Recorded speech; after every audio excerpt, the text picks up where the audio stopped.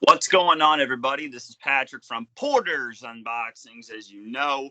And today, guys, I am going to be reviewing Backlash from 2004. Wait a minute. Isn't that markboy 316? Yes, I ironically got the same one. Wait, aren't you only supposed to be here for prediction videos? I thought. Nope. That's right, guys. We got you, guys. Markboy and I are starting a new series of DVD reviews. And just to get our thoughts on them. And if you have any suggestions on any videos we should do, we might do Q&As for all we know. And the only way to do that is to comment your questions in the comment section down below. Questions, and we can do them Saturday night and put them up on Saturday. We can do collection videos. We can do top 5 videos, whatever videos we're thinking of doing. And at your guys' suggestions, we can do them. Yep. But guys, we already have our 3 yes, guys, we are doing 3 DVDs, but we're gonna pick the other 2 at the end of this video, just so you guys can know. All right. But guys, let's get this started. This new series started with Backlash 2004 with Chris Benoit on the cover. And what do you think of the cover itself? I kind of like the cover, like him in the background, and kind of like that. Cool cover. Yeah, it's like his 2000. It's like his 20. His WrestleMania 20 picture. Yep. Without the world title, and then just him black and white. And then on the back here, you have the 3 stars of the show. Yep. Triple H, Shawn Michaels, and Chris Benoit. And then you have Kane for some reason screaming because it's May 19th. It's May 19th! Holy shit! It is not just a one-match show. However, it is known for a very famous match. But it's not just a one-match show. It is, and we'll get there in 1 second. As I'm drinking fruit punch at the moment, trying to close it. Yeah, go out. New Dr. Pepper flavor, strawberry cream. Oh, nice. Oh, is that good? Yeah, it is. Tasting very good. All right, so let's get into the insert. We have the insert, ladies and gentlemen. They did not cheap us out. Yes. Back when DVDs has extras on them. Holy crap. Holy crap. And I got this brand new for about $10 off eBay. Like in 2021. And it still came with insert. So I was happy. But the first match we have is on the extras. We have we have Val Venus versus Matt Hardy. Yes. And Val got the good old jobber entrance, was already in the ring. I mean, it was a 9-minute match. Yeah, it was actually longer. It was longer than one of the matches on the show, which I'll get to later. But oh my god! I think I know what you're talking about. Yes. But yeah, that match was good. I mean, that match didn't really do anything. No. But then we have Val Venus and Eric Bischoff's office. Ooh. Are they going to get a title match? We'll get there. Yeah.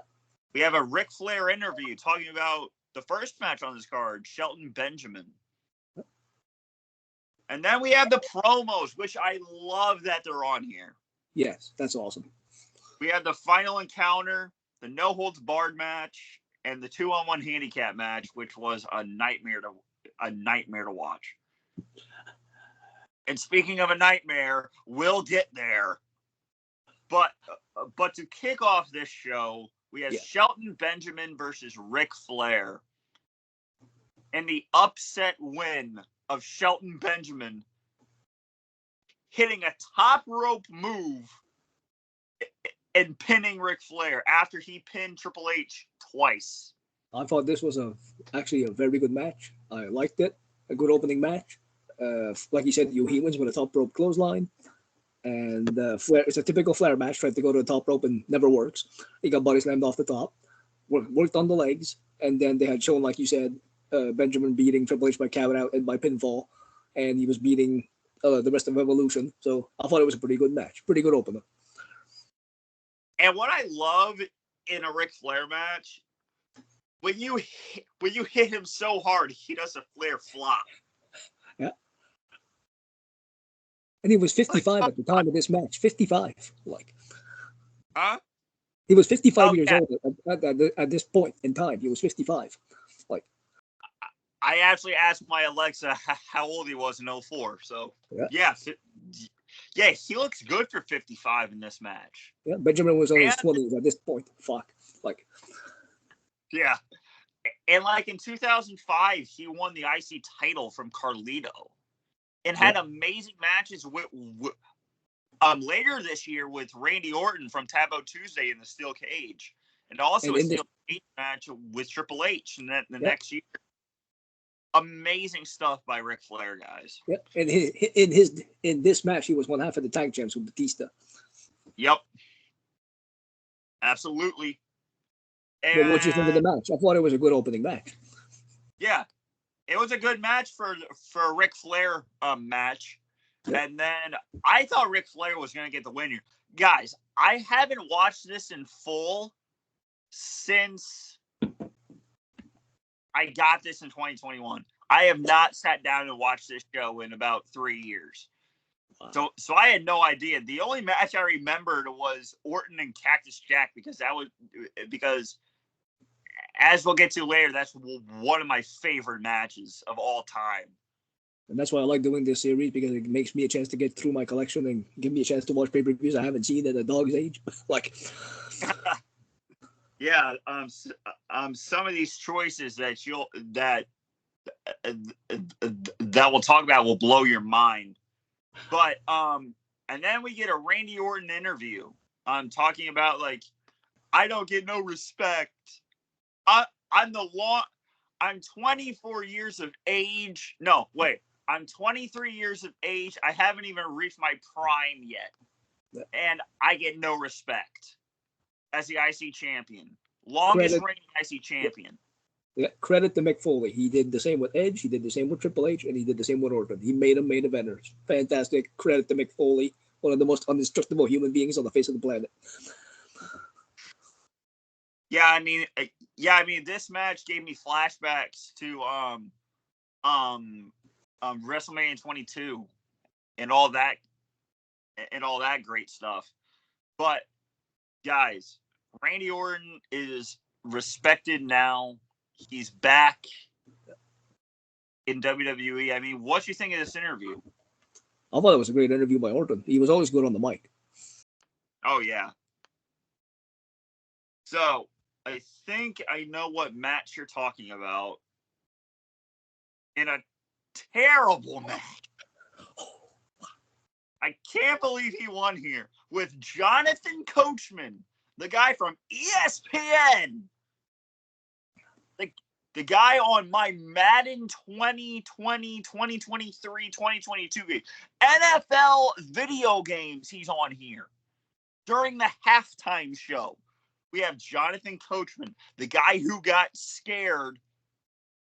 He had his feet up on the desk one night on Raw and got scared off a Kane's promo on Pyro and fell back. Holy crap. We have Jonathan Coachman versus Tajiri. One of my favorites, Tajiri, one of my favorites. He can kick your head off. One of my favorites of all time, Tajiri. Always liked his work, but to lose to Jonathan Coachman, are you insane? Oh. The only memorable thing in this match is he kicks Jonathan Coachman so hard on the middle rope. Yep. You can hear it. I heard it like 5 times. Coachman was tied up to the trio wall, and Tajiri comes here with a baseball slide right in the corner. It's like, what am I watching here? Thanks to Garrison Cade with the punch to the face, and Coachman gets the roll up. Like, what the? You can curse my channel. I don't give a shit. I know, but still. Oh. See that? And then, yeah, guys. There's nothing more to talk about this match. This match was awful, but Tajiri is a great wrestler. But then we have a mixed gender match with Chris Jericho versus Christian and Trish Stratus. And my God, if you heard Jerry the King Lawler's commentary, it was great. Mike, like,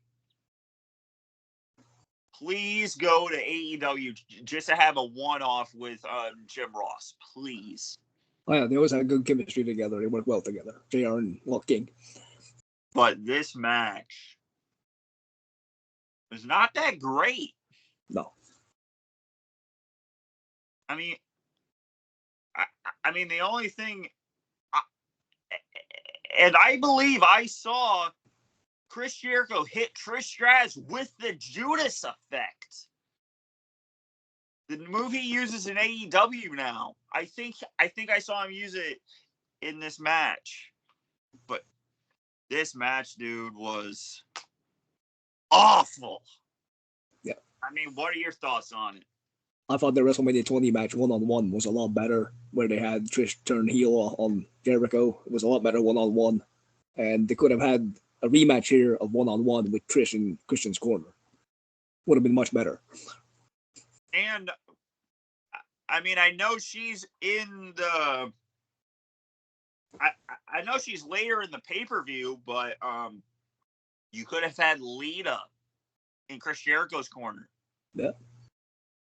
Or just a mixed tag team match with Lita and Trish, yeah. And or Lita and Chris Jericho versus Christian and Trish. I mean, I think I saw or was that in Victoria and Lita match? But this, I saw a wedgie happen in this match. I think I don't know. Yeah. But this match was. And I didn't particularly care for the ending. It ended with an enziguri. Did it even use a finisher to win it? Like, yeah, it's like you have you have Trish Stratus in the Walls of Jericho, and that's not even gonna. I know she wasn't legal, and no, I don't think you're supposed to have her lose.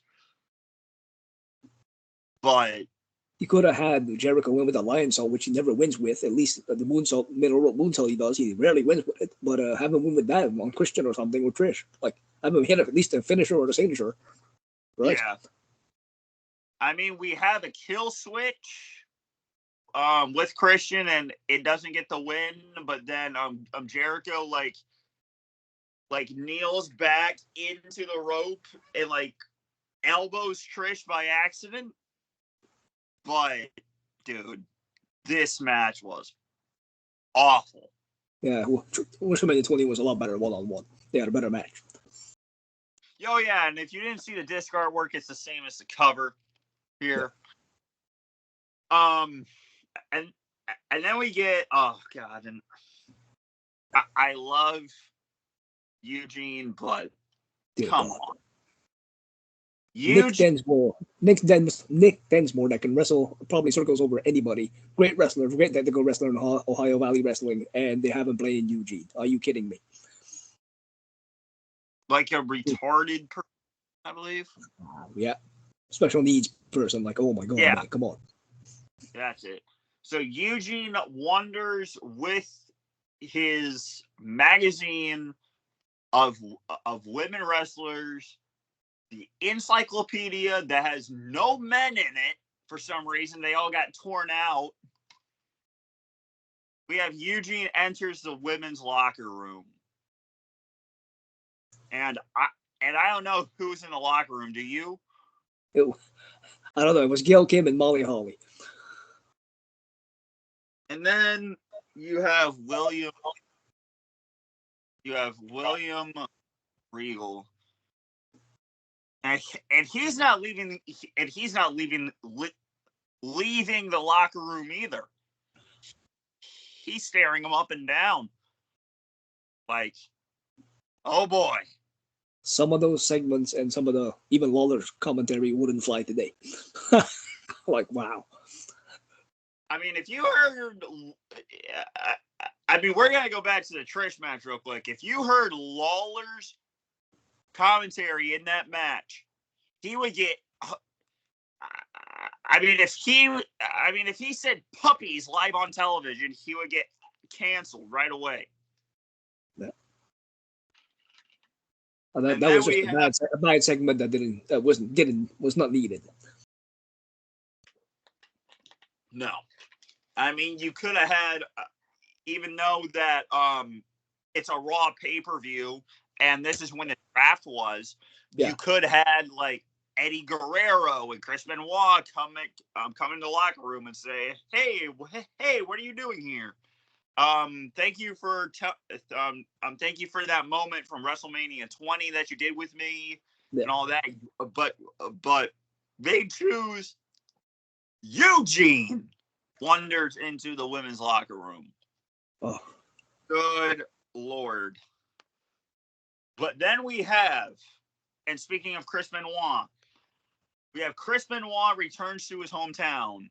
His mom and dad are on camera. Yep. Which goes into the Hard Knocks documentary. Basically the same thing. I think this came out before Backlash. Yeah. Because the last match on here is this WrestleMania 20 match, I think. Yeah. Yeah, his WrestleMania 20 match right there. But like, do you think we needed this segment? Not really. A hype package for the match would have been better. I mean, my God, my God, you got it on the promo schedule thing, right? Right. It's like, what are we doing here? But like, we go back to his old high school and all that, and it's like, is Chris Benoit gonna retain the world title? If he wasn't gonna win the world title, if he wasn't gonna retain, then why would you give it to him at WrestleMania and only hold it a month? That's what we call 2020 syndrome, folks, or PG era, folks. God. However, this wasn't the Vince McMahon era, and every time you had a hometown guy, he usually never won in his hometown. So I'm glad he actually retained. Maybe it was I mean, Triple H wasn't McMahon at this time. True. I mean, was he secretly running things before 2013? We don't know. What? I mean, this could have been produced by Triple H for all we know. But it was a very good segment. Oh yeah. And then we have the women's match, which is not on the Trish and Lita set, which I find weird. We have Victoria versus Lita.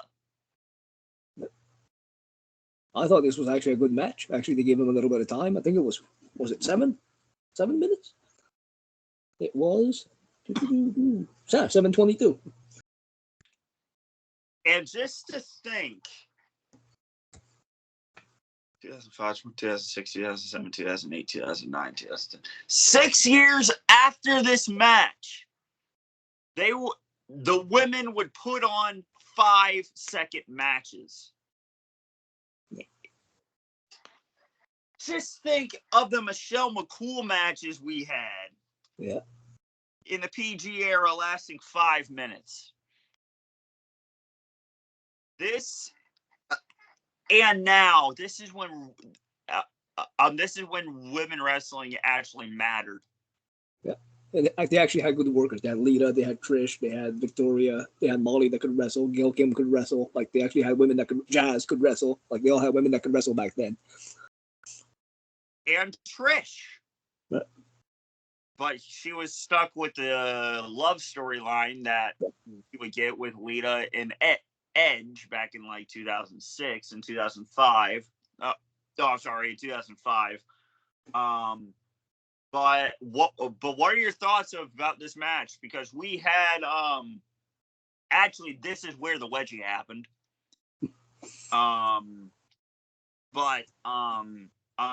Great stuff by Lita. I thought she would actually win this match since I haven't seen it in about 3 years, so I forgot. But I mean, what are your thoughts on it? I thought it was a good match for the times for a women's match. They actually gave them 7 minutes. I said, holy crap, a long match for a change for women. And back then that was considered long, 7 minutes. And Victoria did well, and so did Lita. They didn't botch anything. Everything was good. And speaking of, I mean, it wasn't on his pay-per-view, but 2 years later, in just 2006, you would have, I believe it's on here, the Trish and Lita set. Yep. We would have,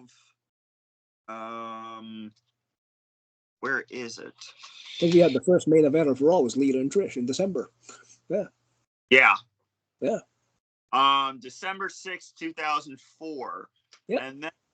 And then speaking of Backlash, in 2003, we would have Lita versus Victoria in a steel cage match. And now we have cage matches with Becky and Liv Morgan and Becky and Trish. Yep. And Lita and Trish made women's wrestling just made women's wrestling. Like I said, it was better. It was better than the bra and panty matches. Like, I'm glad we never have to see those again. Yeah. And then we get to what I think is the match of the night. And no, I'm not talking about the Chris Benoit, Triple H, and Shawn Michaels match. Now, this is one of my favorite matches of all time besides WrestleMania 22. Yeah. We have, and this is a match where we actually get to trade opinions, and I get to actually talk because I actually remember this match. We have Randy Orton. I'm only 23 years old, Mick, and I'm the IC champion. I haven't even reached my prime yet. And what are you? Just a washed up old man that I get to kick downstairs? I mean, what an amazing promo to open up this match. And he had already beat him at WrestleMania in the handicap match. Evolution beat Rock and Sock when he pinned Foley. And then he was 5 months into his IC title reign. He won it at Armageddon 03 against RVD with Foley as the ref. That's when he won the IC title. So he was 5 months into his IC title reign. So that was pretty cool. Good promo. And what I thought is totally disgusting, first of all. Foley put his cheek up to Orton. Why don't you spit on me, dude? Why are you playing a loogie right here? But you are a legend, Mick. Do not let him get to you like that. But guys, this match was amazing. 10 out of 10 for this match. Great match. This match lasted 23 minutes of pure greatness. Pure greatness. Yep. To start off this match, you have Randy Orton come out with a trash can with a barbed wire mop, I believe. Yeah. And then Cactus Jack comes out with a bat, with a barbed wire bat, and then Randy Orton just starts banging the rope, and it comes undone, and it's like, what do I do? He runs over to the rope and blocks it with a trash can, and Mick's just swinging the damn thing, just swinging it, dude. He swings so hard, he hits the barricade, hits the ring post, like holy crap.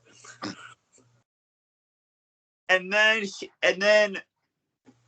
the funniest thing in this match, and he thinks it's the IC title belt. Randy Orton, after flattening Mick Foley with the barbed wire bat, he picks it up and starts celebrating with it. And then Mick Foley like holds it like he's literally shaking not to get it on his forehead. And then Mick kicks Randy Orton in the family jewels. And then what else goes next? I mean, do you remember what happens next? I Kicks him in the family jewels. They bring out the barbed wire board from underneath the ring. My God. Really, wrestling, they say wrestling is fake. Okay, how do you fake barbed wire? How do you fake thumbtacks? You can bend the end of it, yes, but how can you fake that? Come on. Like, I mean, I know this isn't WWE, but did you see Full Gear from 2019? How do you fake that stuff? Yep, I know. He used real glass, first of all. Yep. But no, the great match. Thumbtacks, the barbed wire board, Mick Foley jumping off the stage with a big elbow. Holy crap, almost killed him. Again, RKO, Mick Foley kicks out of it. Finally ends with Randy Orton hitting the RKO on the barbed wire bat for the win. But what a great match. It made Orton a main eventer. Fantastic match. You know how when wrestlers take out an object and they say, "Ooh, I'm gonna use it," but it gets used on them instead. Yeah. This is exactly what happened in this match. The barbed wire pin board thing that you said, the barbed wire bed. Yeah. Mick Foley gets plastered with some powder, and he gets belly to bellied on top of the board. He gets clotheslined into the board. Blood is soaking from his arm, and it gets topped on him. See, I know why Foley took that bump, because obviously he's the one that had the clothes on and the shirt on. At least the tax, Orton can fall on it without no shirt. Ain't that bad. But the barbed wire, that's why Foley got the bump and not Orton, because Orton was not covered anywhere, really, basically. Like, I mean, let's talk about the picture you sent me. Let's talk about the thumbtacks. Oh. I still get squeamish when I see that the part of the match. What a vision. Orton has a bag of a box, and he opens it, and it's thumbtacks, and he pours them all out. He pours them all out in the ring. I'm gonna use them. I'm gonna use them. I'm gonna use them. Yeah, right. Yeah, right. Orton, you suck at this part. Orton kicks Mick Foley in the gut, punches him in the side of the face. He lines him up for the RKO. Mick Foley picks him up and swats him like a fly right onto the thumbtacks. And he's not wearing a shirt. Nope. He picks him up out of his hand.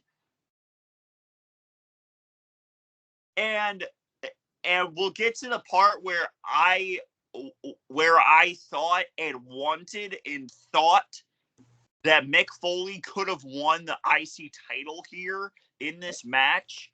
But, guys, if you don't get squeamish off of that move when he gets put into the thumbtacks, then you do not watch the right match. But now we're talking about that exact picture. After he takes the elbow drop off the stage onto the table, 1-2 kick out, he rolls him back into the ring, and he does the DDT. Double arm DDT. Why don't you do what Triple H did to Mick Foley in 2000 at the Royal Rumble? Pedigree onto the damn tacks. Do the double cross DDT onto the tacks, or onto the barbed wire bat where you had right here. One barn, 1-2, but Randy Orton kicks out somehow. He's still in this match. He wants to get to SummerSlam to take on Chris Benoit for the world title. I mean, do you think he could have Mick Foley won it here and put on a series of great matches?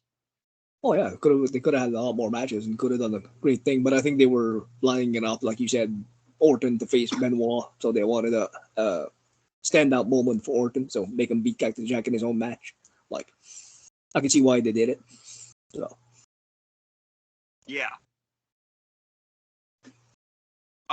He would go on to Vengeance 04 and lose his IC title to Edge before SummerSlam. Yeah. Just, like a month later? Yeah. I mean, come on, guys. I mean, come on. You could have had a Mick Foley versus a bunch of other superstars. I mean, you had him against in a great rivalry in 2006 against Ric Flair. Some of my favorite matches of all time. Brutal I Quit match with Flair at 06 SummerSlam. Yeah. But then he gets an RKO on. See?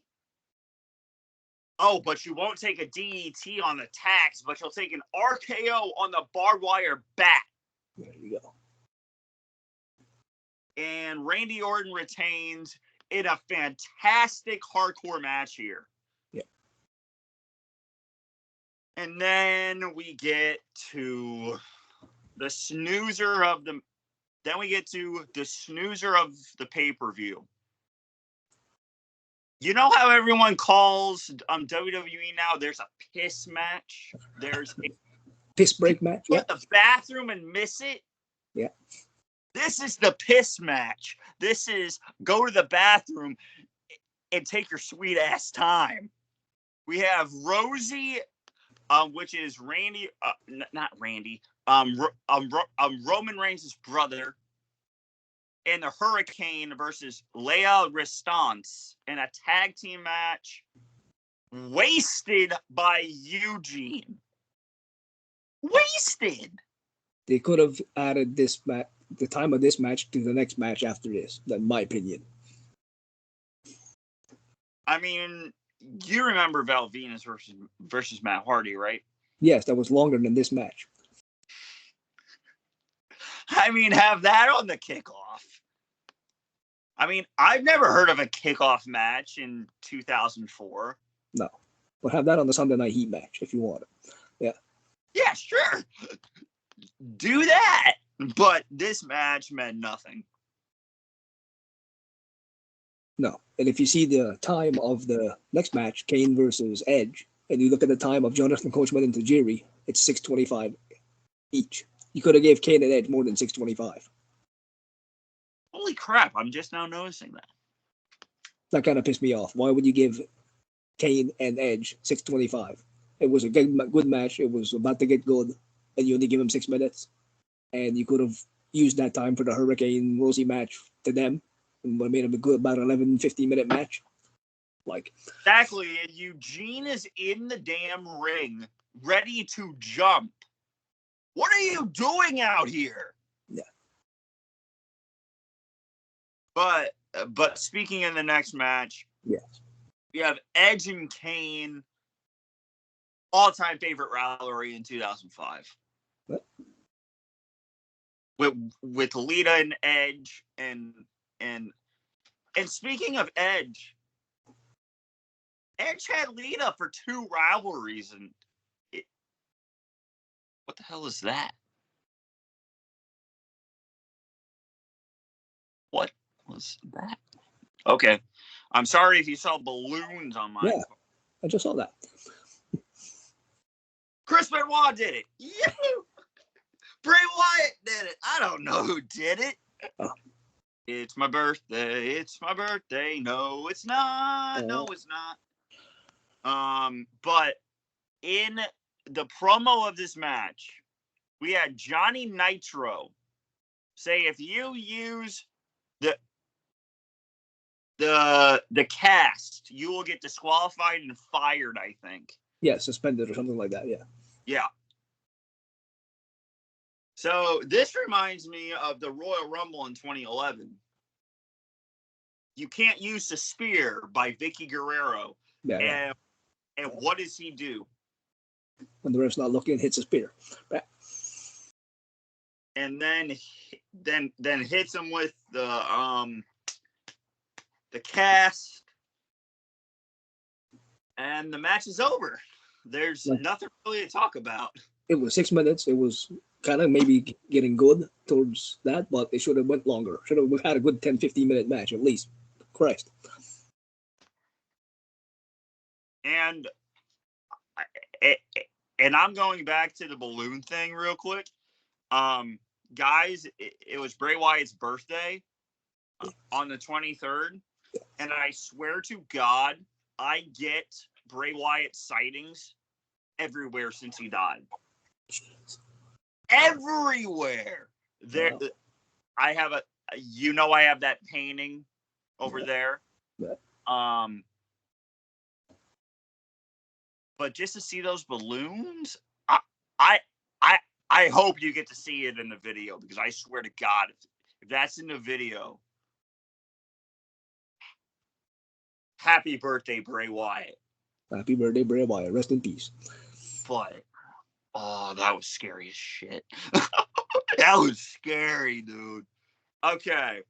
So what are your thoughts on this match? I'm sorry to cut you off. Oh, it was a short match, but it was good for what it was. It was solid action, I thought. It wasn't like boring or anything. Yeah, it wasn't boring.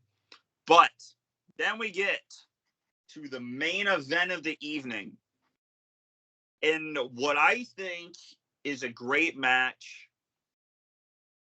But is it better than the WrestleMania 20 match? I was just going to bring that up. I think it's very damn close. Yeah, and the DVD freak, the DVD freak thinks so as well. We have Chris Benoit.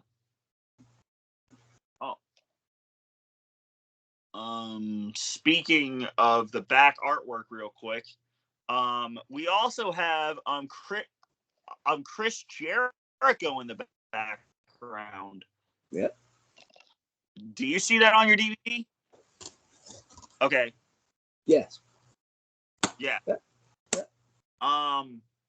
So we have a triple threat match for the world heavyweight title rematch from WrestleMania. That went 30 minutes. Great match. Great freaking match. Chris Benoit defends the... My bad. Defends the world heavyweight title against Shawn Michaels and Triple H. And my God, what a match. Shawn was getting booed in Edmonton because of the Montreal Screwjob. But you screwed Brett. So he was getting kind of booed. Oh, and speaking of that, I have... nope, that's not it. I have Ooh, I have Earl Hebner's autograph fantastic. Cool. from that event. Nice. So if you guys did not know that. But this was a great match.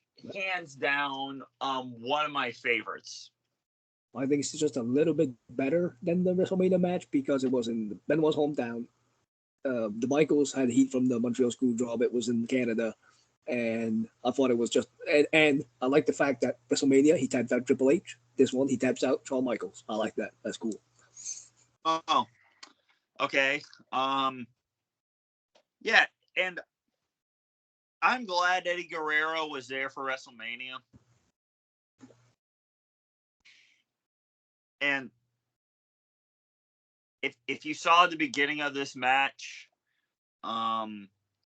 you would see during his entrance, Chris Benoit's entrance, you saw his whole family there. Ooh. Yeah, that brought up some sad memories. That was just hard to see, especially his Nancy, his wife, and holding his son. Holy crap! Yeah, and I mean, now we saw the Chris Benoit documentary from Vice on Dark Side of the Ring, Yeah. but even in 2004, Daniel Benoit or David, yeah, he looks a lot like him. Yeah. And now he gets blackballed from every single promotion. That was hard to see. Oh my, jeez. I would love the Dark Side of the Ring that episode on disc, but I don't know where to get it. There's some on eBay. I think you can get like whole seasons of Dark Side of the Ring on eBay. Where's my credit card?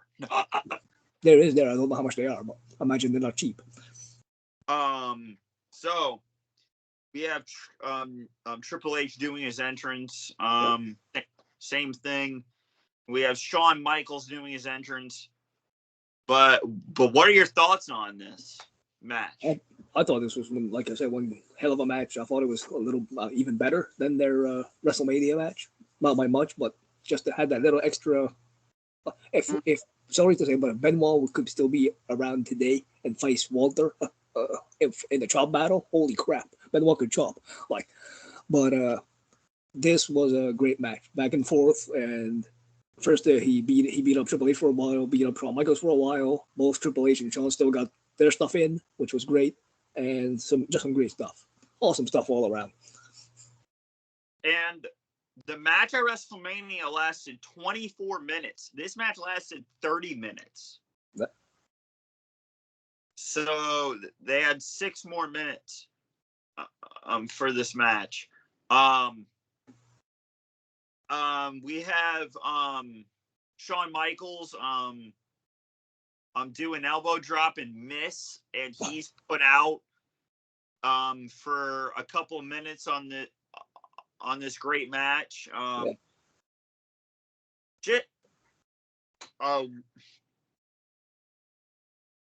don't know. It's your guys' decision in the comments of what DVDs we can do later. But I would like to do WrestleMania 20 or WrestleMania 25. Ooh, nice.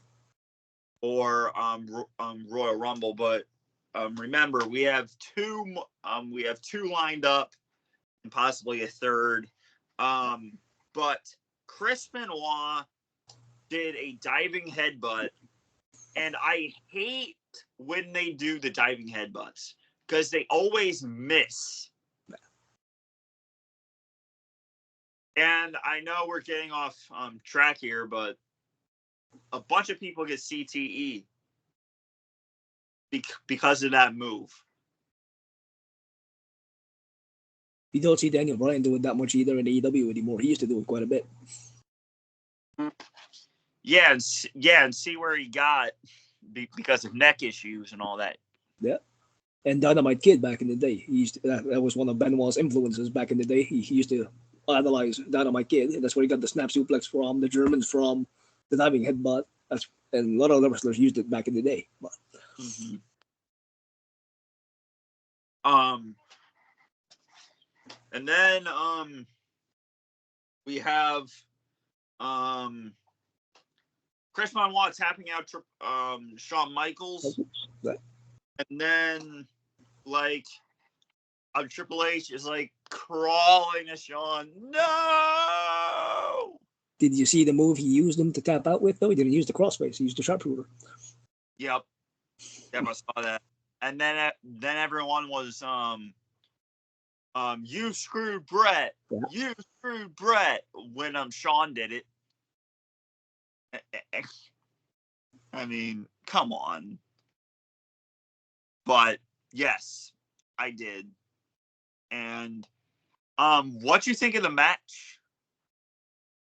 Oh, like I said, great match. It would probably be Cactus and Orton, the number one match on this one. Then I go the main event. Then I go Sheldon Benjamin and Flair. Probably the top 3 matches. And you can probably skip the La Resistance and Hurricane Rosie match. And you can probably skip the Tajiri and Coachman match. I could say you can still watch Jericho against Christian for what it's worth. It was still solid action, I guess. Yeah. And then Kane and Edge was all right. But in terms of an overall score, I'd probably go what? 7? 8, 7.5 out of 10, probably. Yeah. I would go in. Now, if we were only doing one match, Orton and Cactus would get a 10. Oh, yeah. But a review overall, probably an 8 out of 10 for me. Yeah.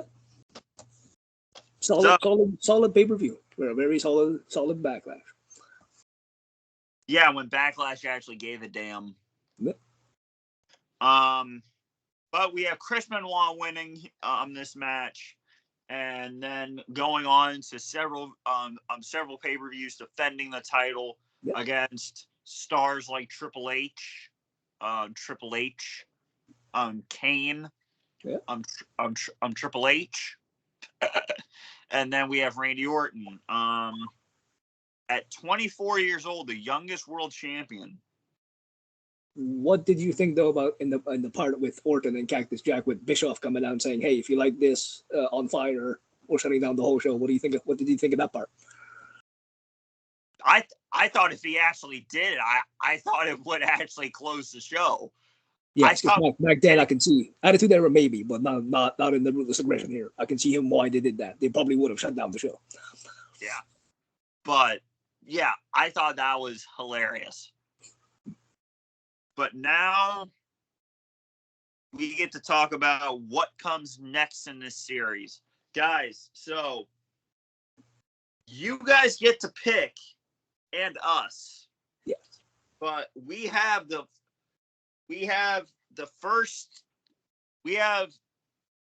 second and third match planned, but these are the pay-per-views that I'm thinking. No Mercy, no all right. With Eddie Guerrero's being his last show. Yeah. Unfortunately. And then we get, we don't get a bunch of, but we get Armageddon 05. Ooh. Armageddon with my favorite main event. Well, not my favorite, but Hell in a Cell, Undertaker and Orton. And then I would like to do if you guys allow it, which you will, No Way Out 2004. Nice. Eddie Guerrero versus Brock Lesnar. Now, where will these rank to be first? That's up to you, Mark. Okay. Well, he had from Armageddon 05. He had I'll go with the Eddie Guerrero No Mercy 05 one. Perfect. Because I cannot remember the last time I saw that. Holy crap. Sounds good to me. Wasn't Armageddon 05? Wasn't that Batista and Ray against Somebody in the tag match? Kane and Big Show. No, that's what it was. Yes. Fuck Christ. And then we have Benoit and Booker T. Ooh, that'll be good. That'll be a good one. L. Mm. And with insert. So guys, next week we have No Way Out. Oh wait, no Mercy. 05. My bad. Next week we have No Mercy, 2005 from Houston, Texas, October 9th, 2005. Eddie Guerrero's last pay-per-view, but not his last match. His last match was against Kennedy on SmackDown. But yeah. Yeah. You might see me cry in this one, but I don't know. But next week we have No Mercy 2005. Be there. But I think that was Booker T and Cena in the best of 5 for the U.S. title or something too. Yep. Nope. Not this, but nope. This was this one was match 4 of the best of 7 series, Benoit and Booker T. Oh, okay. Here you got Booker T, Chris Benoit, Christian and Orlando Jordan. That's 4-way. Oh my god. But guys, next week we have No Mercy 2005. Yes, sir. But guys, this is a new series. So Okay. comment your thoughts on what DVD you want to be reviewed next. I think and then we get to choose. And guys, it's DVDs we have together. Oh yeah, doesn't matter what you pick. Like I said, I got all of them. So yeah. But guys, this is the first episode of reviewing DVDs together and having our thoughts as we reviewed Backlash 2004. Yeah, there it is, Backlash. So guys, I got this for about $8 on Amazon back in the day. So. And guys, I have a special unboxing coming tomorrow, so be on the lookout for that. Guys, this has been Patrick from Porter's Unboxings. As you know, follow the YouTube, buzz it, yeah. And guys, this has been markboy 316, and if you like the series that we're doing, you better like it because markboy 316 said so. There you go. So guys, this has been Patrick from Porter's Unboxings. This has been markboy 316. And guys, if you enjoy this series, give us a like and give us a subscribe. And please comment your thoughts on what DVD you want to see be reviewed. I mean, I have thousands of DVDs here. I think I would have the ones you suggested.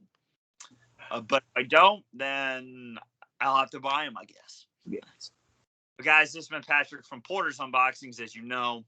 And this has been markboy 316. And we're both out. Peace. Yes, sir.